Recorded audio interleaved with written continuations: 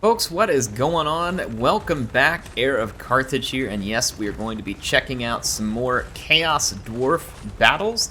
This is going to be another one I played from a campaign.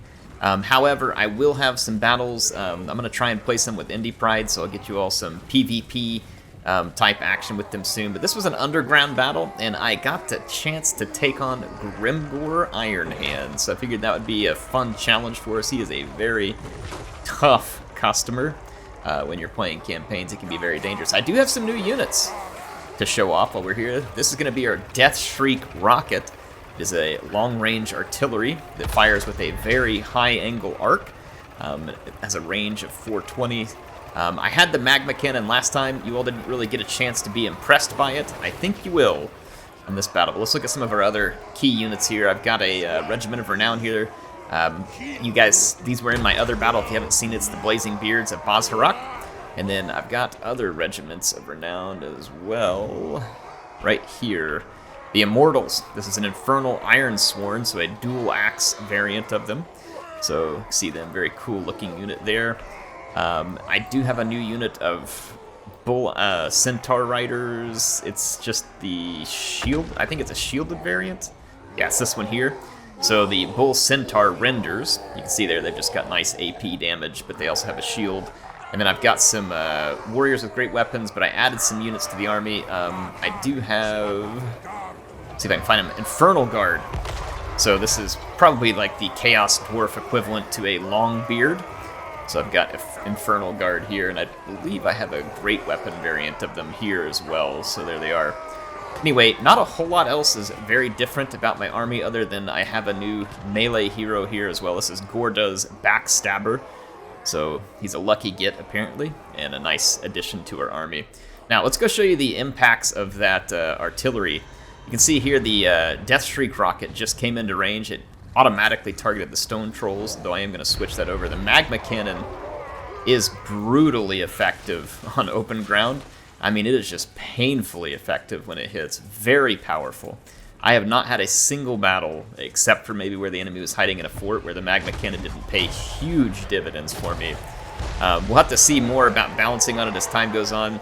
The Deathshriek Rocket you all get to see here actually doesn't come across as terribly impressive to me so far. It looks super cool, and I like it from a looks standpoint. It actually goes up through the roof here. Fortunately, it's going to clip through. And it does an airburst thing here into infantry formations. It can do okay damage, but it doesn't seem to add up quite as much as the magma cannon. It does have that really nice firing arc, though, that should actually make it effective in siege battles, so it may just be a niche thing.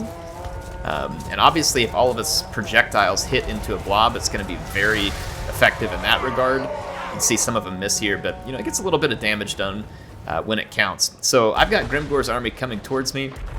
He does have a Goblin Rock Lobber, which is going to be trading fire into some of my units. He's going to be going for my Infernal Guard Great Weapons and the Granite Guard here, which is a Blunderbuss Regiment of Renown. I believe they were in my last video as well. So Grimgor coming straight at us. You can see he is level 32, so he's not a slouch here. He's packing 102 melee attack, 63 defense, 619 damage. So I mean, he's going to be a tank, and he's unbreakable.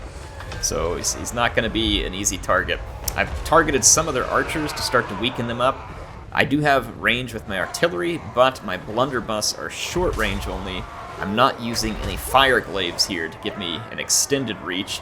I'm counting on the very close quarters deadly effect of the blunderbuss weapons here. We're going to have the greenskin cavalry come down my left flank here, where Backstabber's at. He'll help push them back. You can see I actually like to use my lord as a backstop for the blunderbuss units.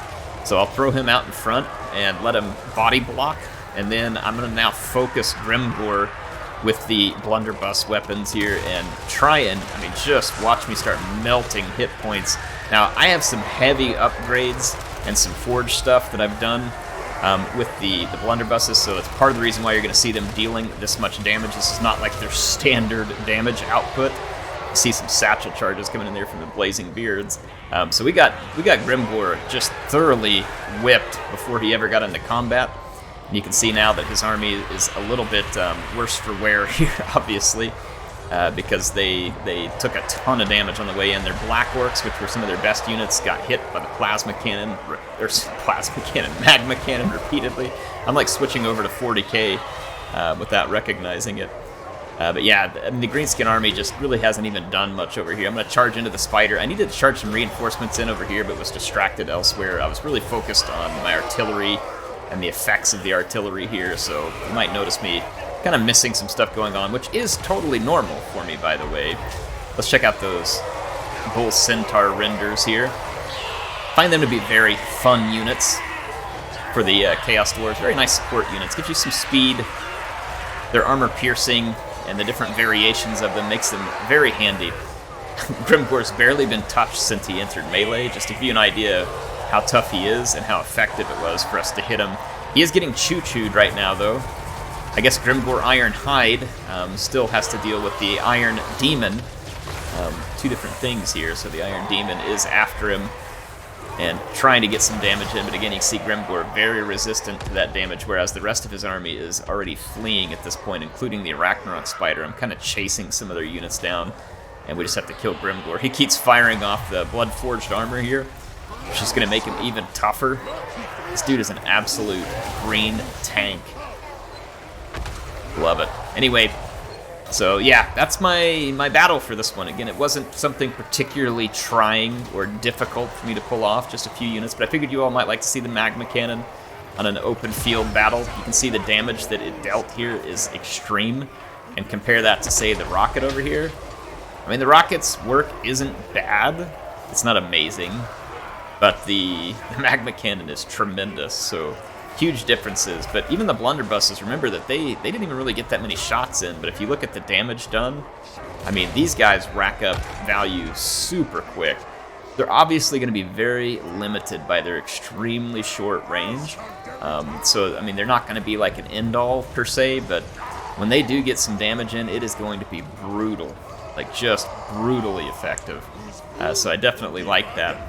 Anyway, Grimgor just went down, and that was our battle. So hope you all enjoyed this one. Another look at the Chaos Dwarves. Like I said, I'll have more soon, so keep checking back.